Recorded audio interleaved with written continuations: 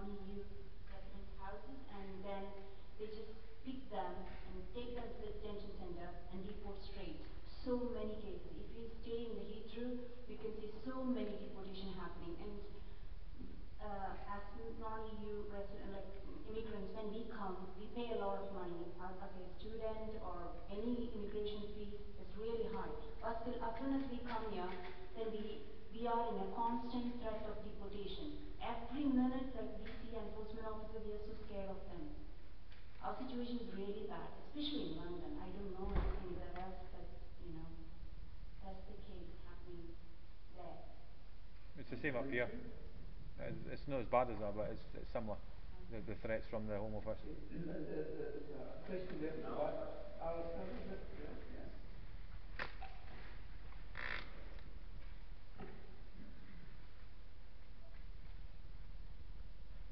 I hope you don't think this is irregular, because I sit up here doing the sound and I work for the church and I do a lot of meetings, and I normally sit here very quietly.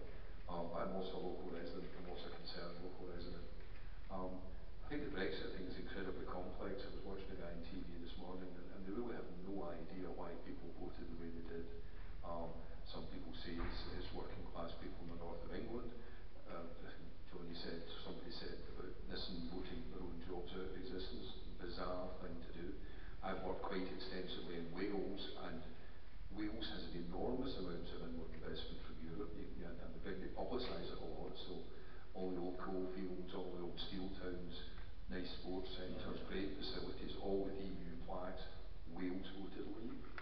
There seems to be not a great deal of logic, and I'm going to come to my eventual point, but just I think some of it was a vote against the political establishment, and really I'm not blaming the independence referendum, but the independence referendum kicked off a sort of citizen politics, particularly the online stuff, most of which was very good, some of which was pretty nasty, let's be honest, and encouraged to an extent personification, if that's a word, personalisation of politics. That Cameron's a so-and-so, that Osborne's a so-and-so, which isn't something that was ever in the British political tradition. And that, I think, has come through, so it was okay. The other side's just lying. Both sides in the Brexit vote basically exercised their own little project fears, one way or the other, stirred up by the red top press, who kind of dislike Europe intensely anyway. So my point being, the thing which I think we could set ourselves apart with is about mutual respect. And I think this organisation, Central Equality, are a brilliant example of working through mutual respect. And I think if we work in that light, rather than pointing the finger at the other guy, then we'll get ourselves into a much better place.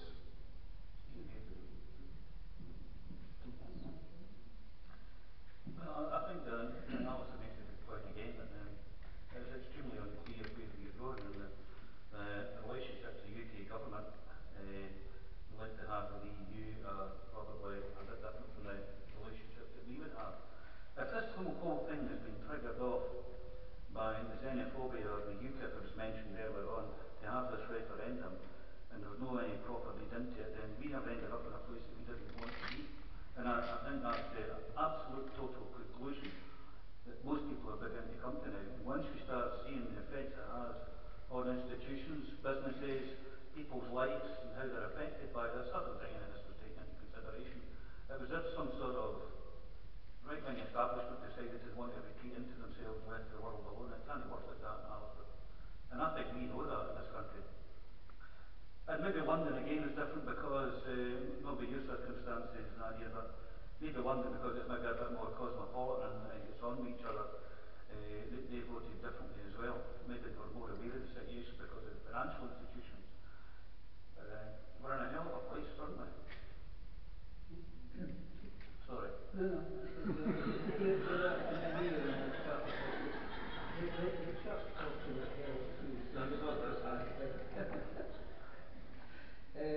Okay, right.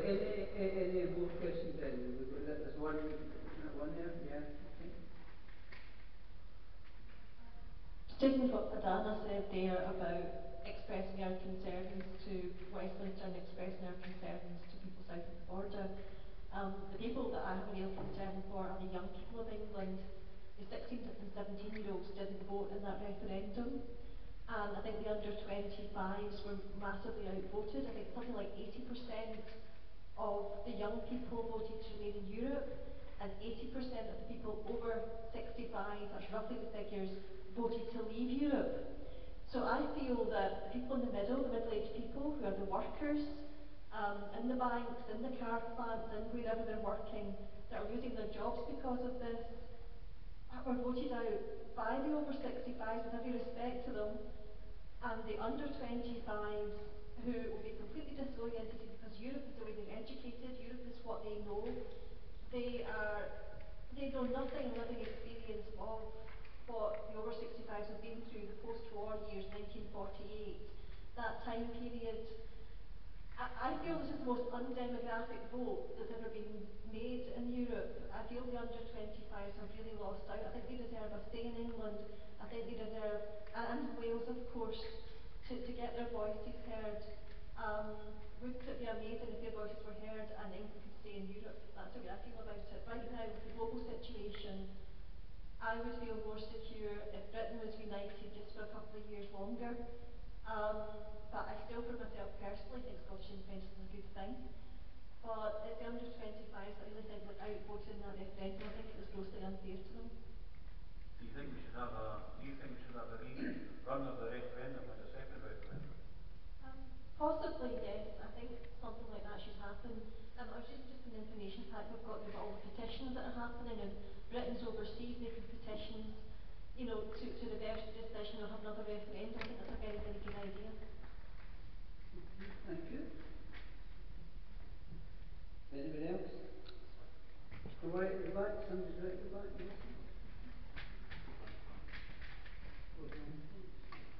I've recently returned to full-time education at Forth Valley College, and my question was, with fees in England set to rise above £9,500,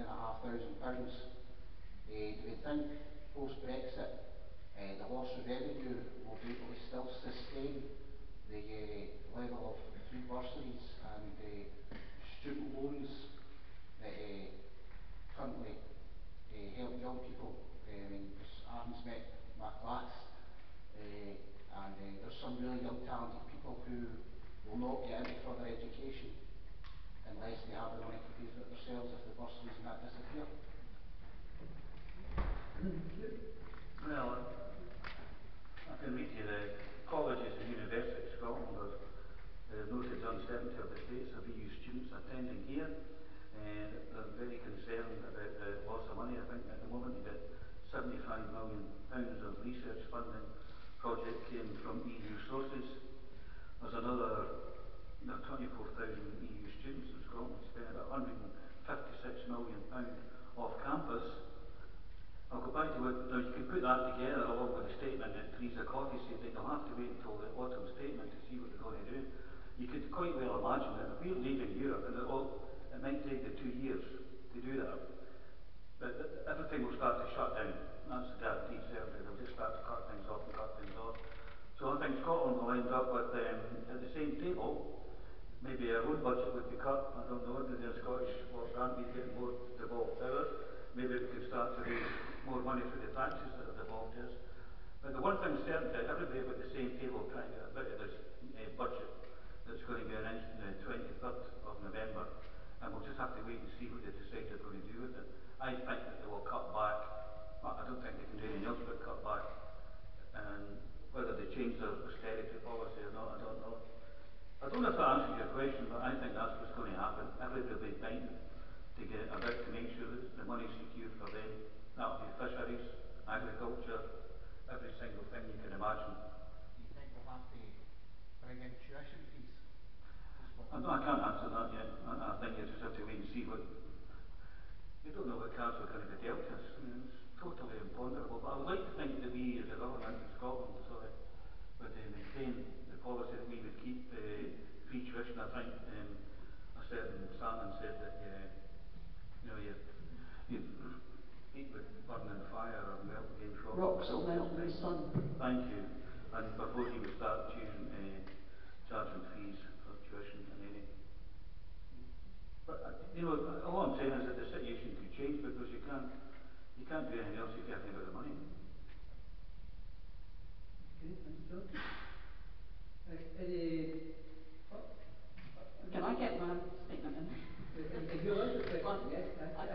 I'd just like to add to what John said about the environment.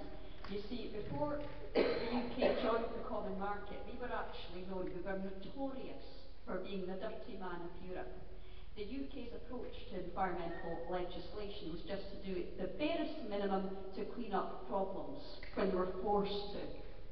They didn't do anything to plan against problems, they didn't do anything to solve them. Since we've joined, now we're not perfect.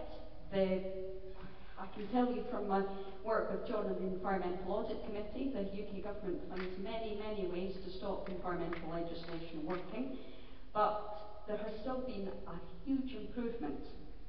Now, all the indications are that the UK government does not value the environment, it does not see environmental policy as really being a positive thing it wants to get behind, it's just red tape. So I'm personally very concerned that not only will we lose the gains we've made, we'll see a return of things like smogs, dirty water, those little squishy, grey, beigey, water-worn things your mum told you not to pick up on the beach. Yeah, all that will come back, and it'll actually get worse because we've now got climate change adding to the mix. We've got resource scarcity. So the long-term sustainability of our society and our long-term welfare, I think, is in grave danger by the actions of Brexit and of Westminster Brexit and what is likely to happen next. Thank you. We've got a question down in the front here. I was just going to ask for the John, do you think that there's much prospect of blocking Brexit in the UK Parliament? I presume that the SNP MPs are going to try to do that if they ever had the opportunity. But what will happen with Labour and Tory MPs? Will they all vote in the same way, or will they be whipped? And will they even be votes in Parliament? Will they just try to do it in the royal prerogative and keep everything out of Parliament? Or it seems stranger than democracy, but do you think there is much prospect of blocking Brexit? I think a lot will rely on this decision on the 13th and the 17th of October. They seem to think, from what I've read, and I've only read it today, that they think they've got a good chance of making the Act to go to Parliament, and it's not just a Prime Minister's decision. And I think, that's why David Cameron resigned. None of these people thought it was going to happen, but it did. So I believe even if it wasn't blocked, right, there is no need to make the referendum a necessity. You could there's nothing to stop the Parliament saying we're going to have a vote and a debate on this and make a decision. A referendum is a referendum, it's not a decision making process that generally state people agree to it. Do I think it's going to happen?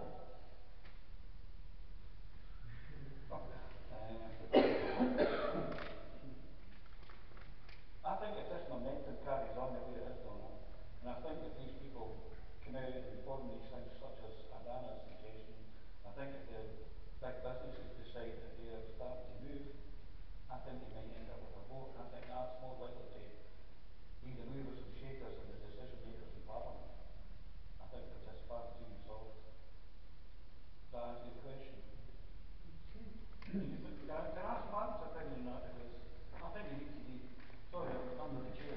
No, sorry, on behalf of John, can I ask Mark? Certainly, I've got to confess I'm slightly more pessimistic than John on that point. I have no doubt that there'll be debate and possibly even votes in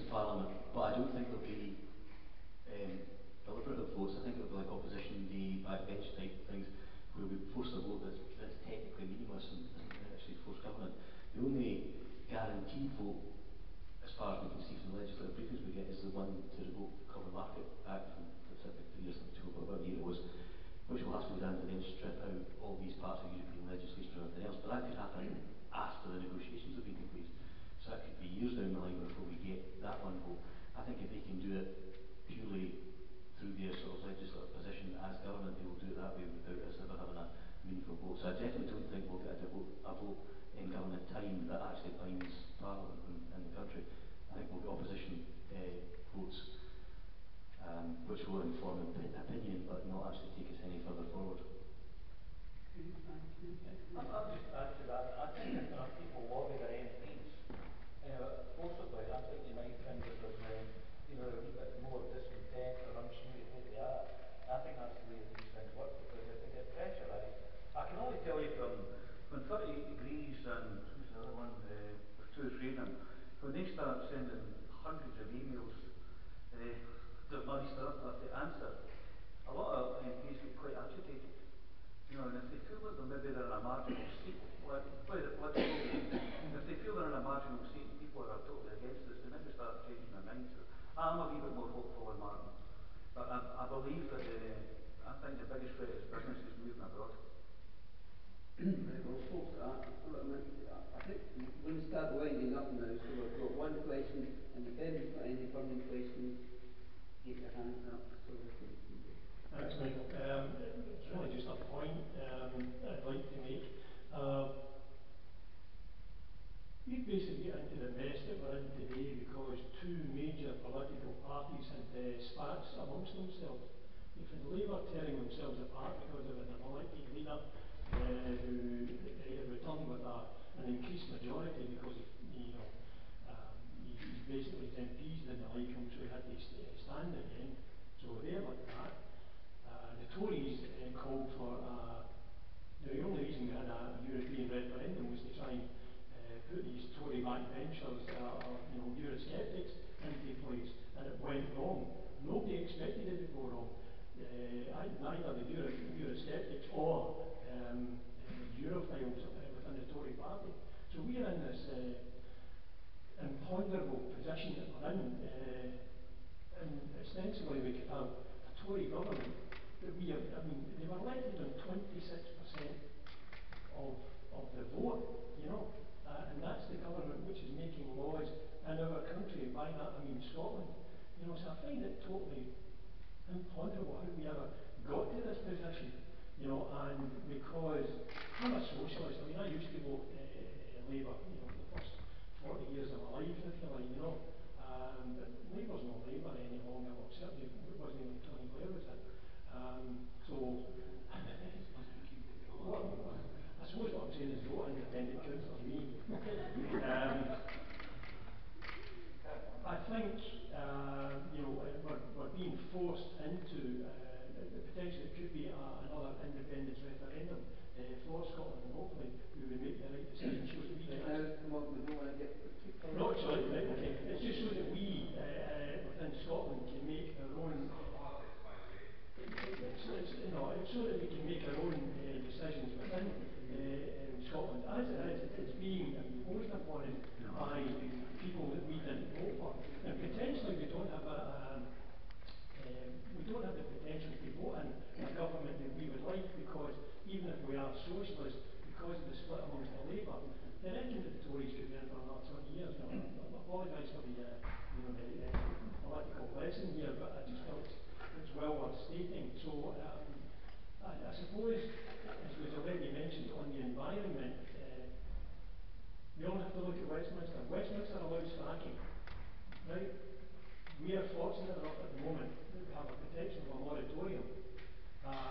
So there's a perfect example of how we want something for our country which won't be respected by a bigger party, if you like. So I think, again, Martin's a bit sceptical. I'm hoping that I can be a wee bit more optimistic, but I maybe go with Martin on this one, John. Sorry, I'm still a wee bit pessimistic that we're actually going to be able to change anything. Right. Okay. Thanks. Thanks very much. Right, I think folks, I'm about to wind up now because I think we've had quite a good crack at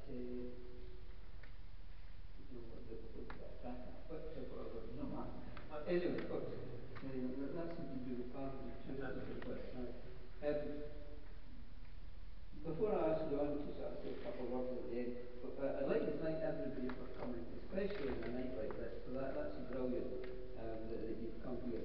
But more importantly, if you feel that this has been a useful meeting, and that it might be useful to have a follow-up meeting, maybe sometime early in the new year, once Martin can maybe get some answers to us. Do you think that would be a good idea? To have another, and then but meantime, if you've got any other specific questions that you need answered, you've got John's office staff in Vicar Street, you've got Arun here in Park Street, and I know Arun's been writing copious notes here, so he'll get in touch with anybody that he said that he would get in touch with.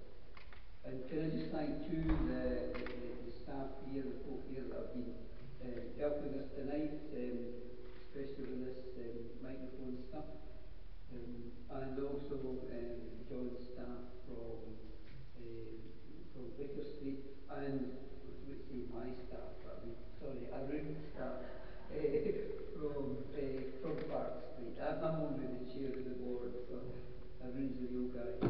So thank you all very much for helping us, and thank you all very much for coming tonight. I hope you found it useful. Thank you. I'd just like to thank Michael and Aaron for coming along tonight, and Trinity Church itself.